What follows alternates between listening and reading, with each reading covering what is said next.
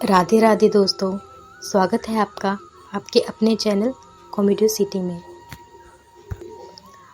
आज मैं आपको इस वीडियो में एक और कृष्ण लीला के बारे में बताऊंगी।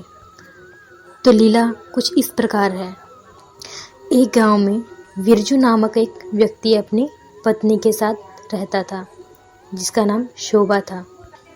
बिरजू हमेशा भगवान श्री कृष्ण की सेवा में लीन रहते और बिरजू अपनी पत्नी से कहते कि जो सच्चे मन से भगवान कृष्ण की पूजा करता है और सभी लोगों की मदद करता है तो भगवान स्वयं उनकी मदद करते हैं।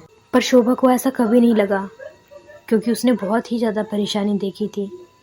उसको लगता था कि अगर ऐसा होता तो आज तक हमारे पास बहुत कुछ होता।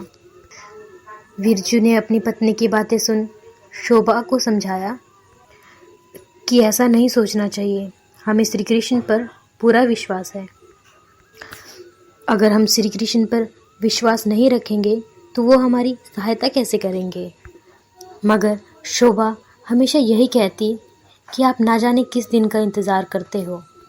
अगर श्री कृष्ण जी को हमारी मदद करनी होती तो अब तक वो कर चुके होते। आप तो श्री कृष्ण के बहुत बड़े भक्त हैं, फिर आपको इतनी परेशानी क्यों उठानी पड़ रही है। फिर बिरजू अपनी पत्नी की ये बातें सुन अनसुनी कर देता। वो मंदिर में काम किया करता था। उसका काम मंदिर में सफाई करना था। वो सफाई कर ही रहा था कि वहाँ एक बूढ़ा आदमी आया और थकान के कारण मंदिर की सीढ़ियों पर ही बैठ गया। उसको ऐसा बैठा देख बिरजू ने कहा, बाबा क्या हुआ, आप बहुत परेशान लग रहे हैं।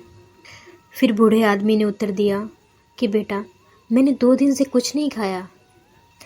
पहले तो मैं कुछ काम करके पैसे कमा लेता था, लेकिन अब मुझे मेरे बुढ़ापे की वजह से कोई काम नहीं देता। मैं बहुत ही ज़्यादा परेशान हूँ, बहुत भूखा हूँ।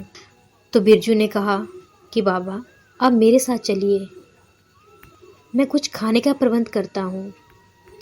और बिरजू उसे अपने घर अपने साथ ले आया। घर में शोभा खाना बना रही थी और कुछ समय बाद शोभा खाना ले आई। उस बूढ़े आदमी ने भी पेट भर कर खाया। फिर बूढ़े आदमी ने कहा कि बेटा, तुम्हारे जैसे लोग इस दुनिया में बहुत ही कम हैं जो किसी की सहायता करते हैं, किसी दूसरे का दुख दर्द खुद का दुख दर्द समझते हैं। आज तुमने मुझे भरपेट खाना खिलाया है, तुम बहुत ही भले आदमी हो। फिर बिरजू ने कहा कि बाबा अब कुछ देर यहाँ मेरे साथ ही विश्राम करो, आप बहुत ही ज़्यादा थके हुए हो।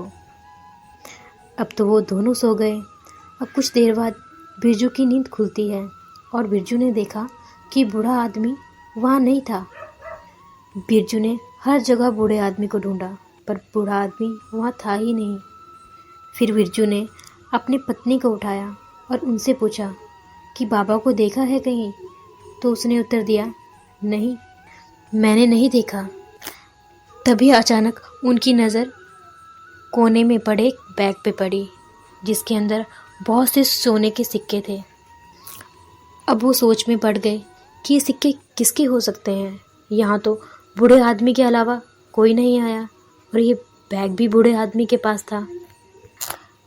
अगर पापा के पास इतने ही पैसे थे, फिर उन्होंने मुझसे झूठ क्यों बोला कि उन्होंने 2 दिन से कुछ खाया ही नहीं है। अब बिरजू ने विचार किया और बोला कि अब हम इन सिक्कों को यहीं साइड में रख देंगे, जब बूढ़े बाबा आएंगे तो हम उन्हें लौटा देंगे। अब शाम हो चुकी थी।